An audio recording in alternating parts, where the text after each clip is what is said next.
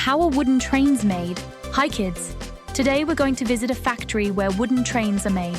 Get ready for an adventure full of wood, colors, and machines. The journey of making wooden trains starts in the forest, where workers choose the best wood. It needs to be strong and high quality to ensure the trains last a long time. The wood is then transported to the factory, where it's cut into smaller pieces.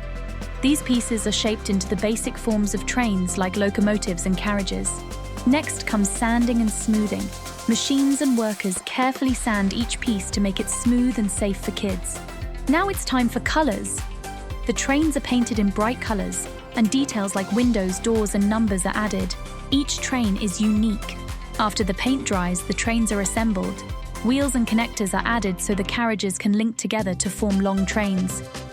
Before the trains leave the factory, they go through a strict quality control check. Workers make sure all parts are securely attached and the train is safe to play with. And that's it! The wooden trains are ready for play. Now you know how the trains you play with are made. I hope you enjoyed our factory tour. Don't forget to subscribe and give a like if you enjoyed the video.